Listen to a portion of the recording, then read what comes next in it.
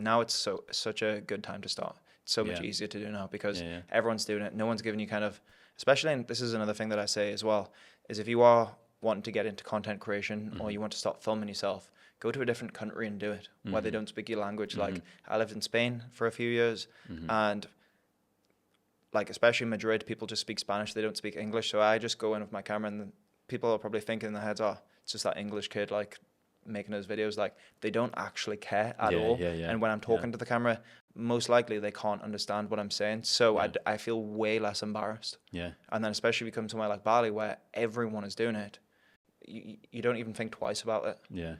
So that's one of the things that I always try and tell the guys in my creator club. Like if you're feeling embarrassed or you're feeling scared or intimidated to go and film, go somewhere different or even book a gym, book a room in the gym to have your own privacy so that you've got the confidence to speak to the camera because it's really difficult. Like even some of my best friends, Mike, Rob, all those guys, big influencers, big YouTubers, they even find it difficult to walk into a gym or on the street and just talk to the camera because obviously lots of people are looking at you. Yeah, certainly.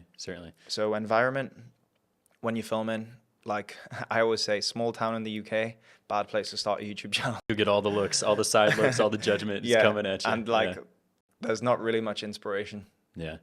So like, honestly, the people who are living in the small towns in the UK, you could literally come and live probably a 5 times better life in Bali for the same price. Yeah, I believe it.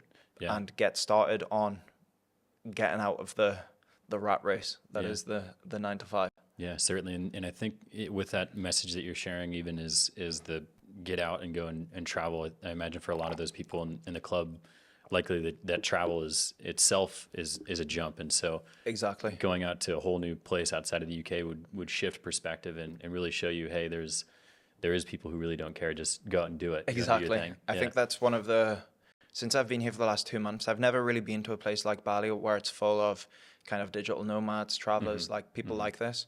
So this is my first time in a place like that. 1 second, sorry. But my, but my best friend Joel, Joel is, I'll say that again. I'm sorry, man. Yeah, no worries, bro. My best friend Joel, who's like 4 or 5 years younger than me, he's so wise. It's unbelievable. And I always was kind of trying to figure out why. Like, was he clever in school, or did his parents educate him, or why is he like this? But the reality is he's been traveling. He went to and moved. He quit uni and he went and moved to Thailand when he was 18, 19 and has been traveling the world ever since. And now, I don't know, he's 25, 26 or whatever. But like, he's so wise and his mind is so open, which I think one of the things that most people struggle with is just having a closed mind and not being able to think outside of the box. Yeah, certainly. And I think that's what makes people, to me, super intelligent, and it makes me want to hang around with people who are like that. And that's one of the best things I think about being in Bali. Surround yourself with those types of people. Yeah, it's like a new.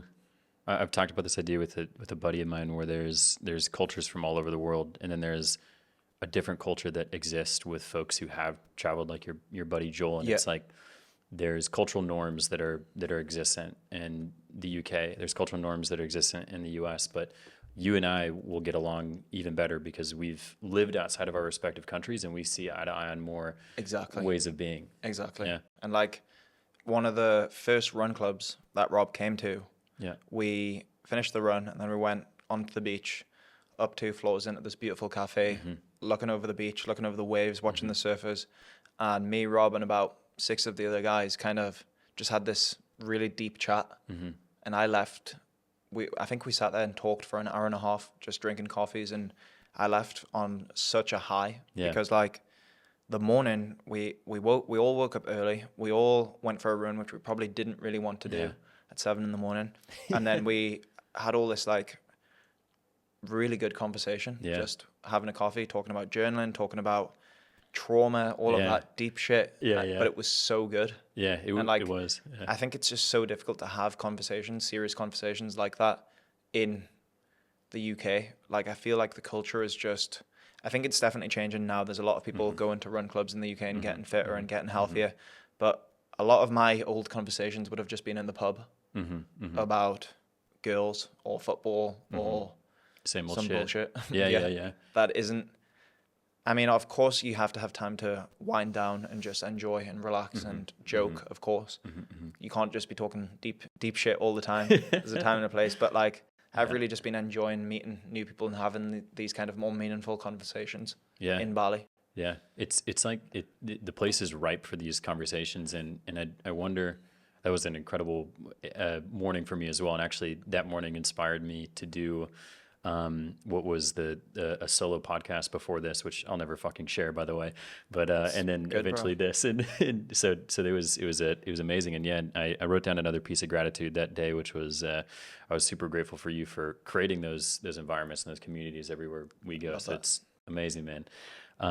And yeah, I don't know what that was, but it was really cool that we had that moment all just as people coming together in that circumstance. We were all men in that that setting. And I wonder how much of it is like when we're in our home countries is like, it's almost as if we keep getting in our own way, but when we travel and we go and run, it's like you get out of your own way and you lose this preconceived notion of like 100%. What it means to go like and unwind, go to the bar or whatever. And now you I know you gave up alcohol recently, and it's like, I'm going to get out of my own fucking way to just go and talk about trauma with my bros.